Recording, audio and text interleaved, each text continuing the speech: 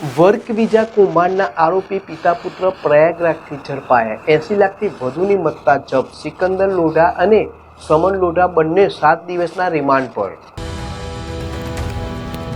Work visa કૌભાંડના આરોપી પિતા પુત્ર પ્રયાગરાજથી ઝડપાયા. 80 લાખથી વધુની મત્તા જપ્ત. સિકંદર લોઢા અને સમન લોઢા બંને 7 દિવસના રિમાન્ડ પર. હિંમતનગરમાં પિતા પુત્રની જોડીએ એક વર્ક પરમિટ વિઝા અપાવવાની આકર્ષક જાહેરાતો સોશિયલ મીડિયામાં દર્શાવી અને લાખોની છેતરપિંડી આચરી હોવાની ફરિયાદ નોંધાઈ હતી. ગત સપ્તાહે હિંમતનગર ગ્રામ્ય પોલીસ મથકમાં સિકંદર લોઢા અને તેના પુત્ર સમન લોઢા સહિત 3 લોકો સામે 2 અલગ અલગ પોલીસ ફરિયાદ છેતરપિંડીને લઈને દાખલ કરાઈ હતી.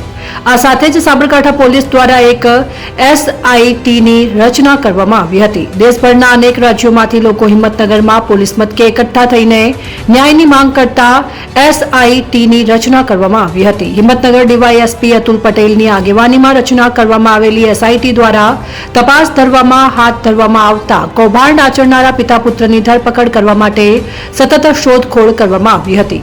આ દરમિયાન SIT ટીમે પિતા પુત્ર સિકંદર અને સમન લોઢાને ઉત્તર પ્રદેશના પ્રયાગરાજથી ઝડપી લીધા છે.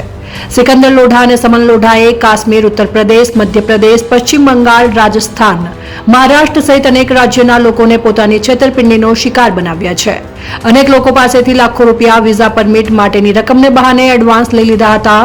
વિઝા નહીં મળતા અને પાસપોર્ટ તેમની પાસે જમા રાખતા અનેક લોકોએ ઉઘરાણી કરી હતી, જેને લઈ ફોન બંધ કરીને સિકંદર લોઢા અને તેના પુત્ર સમન લોઢા ઓફિસ બંધ કરીને ગુમ થઈ ગયા હતા. જેને લઈને ભોગ બનનારાઓ ટોળા હિંમતનગરના રૂરલ પોલીસ મથકે એકઠા થયા હતા અને દેશભરમાંથી આવેલા પીડિતોએ પોલીસને સતત રજૂઆતો કરતા પ્રાથમિક તપાસ બાદ ફરિયાદ નોંધવામાં આવી હતી. જે બાદ પોલીસે તપાસનો ધમધમાટ શરૂ કર્યો હતો. પોલીસ દ્વારા વિઝા કન્સલ્ટિંગ કંપનીમાં સિકંદર લોઢાની પત્ની પણ ડિરેક્ટર હોવાને લઈને તેની પણ ધરપકડ કરી સબ જેલ હવાલે કરાઈ છે. ઉમંગ રાવલ, હિંમતનગર. હિંમતનગર ગ્રામ્ય પોલીસ સ્ટેશનમાં 9 તારીખના રોજ વિદેશ મોકલવા બાબતના છેતરપિંડી અંગેનો બે ગુના દાખલ થયેલા છે. એ બંને ગુનામાં હાલ સુધીમાં કુલ 4 આરોપી અટક કરવામાં આવેલ છે અને કુલ 80,50,000 રૂપિયા જેટલો મુદ્દામાલ રિકવર કરવામાં આવેલ છે. જેમાં થાર ગાડી છે, ફોર્ચ્યુનર કાર છે, રોકડા રૂપિયા છે, પાસપોર્ટ ઘણા બધા રિકવર કરવામાં આવેલા છે, કબજે લેવામાં આવેલ છે. આ ગુનામાં મુખ્ય 2 આરોપી છે સિકંદર લોઢા તથા તેમનો દીકરો.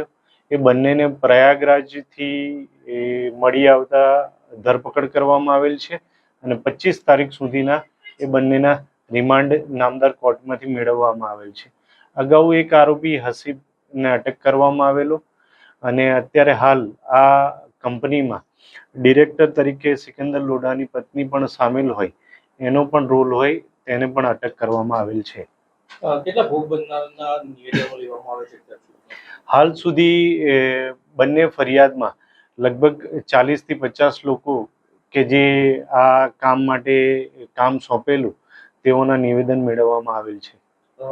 40 કરતા કે 50 કરતા વધુ લોકો આમાં ભોગ બન્યા હોય તેવું અત્યારે પ્રાથમિક દ્રષ્ટિએ અન્ય કોઈ પણ વ્યક્તિઓ સાથે આવું કંઈ બનાવ બન્યો હશે એવું જણાશે અને એ રજૂઆત માટે આવશે તો તેના માટે કાયદાકીય કાર્યવાહી કરવામાં આવશે.